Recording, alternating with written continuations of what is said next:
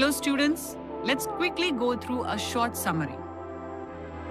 Human beings have always lived together in communities, and whenever large groups share space, disagreements can arise, making rules essential for order and harmony.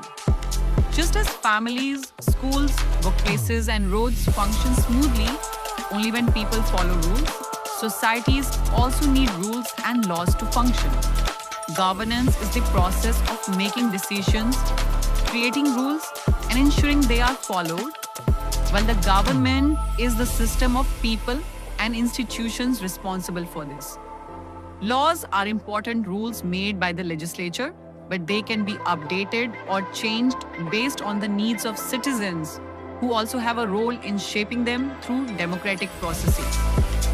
The chapter explains how governments work using the example of cybercrime, where digital technology has simplified life but also given rise to new criminal activities.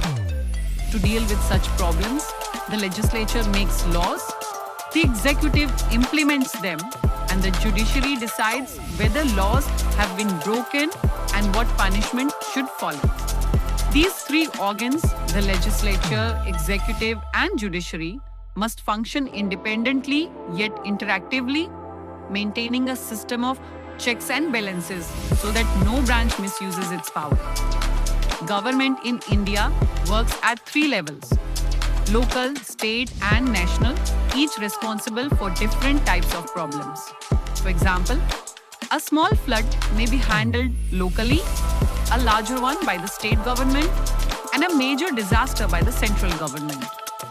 These levels ensure that governance remains responsive, efficient, and close to the people. Many national institutions draw inspiration from ancient wisdom, such as the Government of India's motto Satyameva Jayate and the Supreme Court's Yato Dharmastato Jaya, which highlight the importance of truth and dharma in public life. The chapter also highlights the life of Dr. APJ Abdul Kalam, who rose from a humble childhood to become one of India's greatest scientists and its 11th president.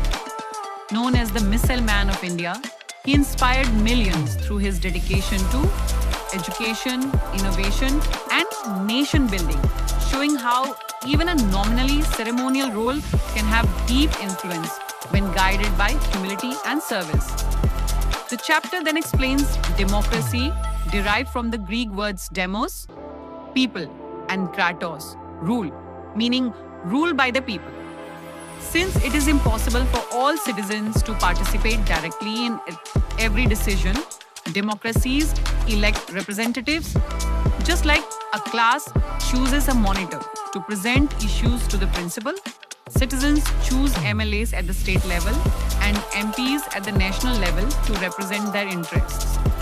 These representatives debate problems, propose solutions, and make laws in the assemblies. India, being the world's largest democracy with about 970 million eligible voters, follows this system of representative democracy. Voting, whether raising hands in class to choose a picnic spot or casting ballots in elections, is the basic method through which choices are made.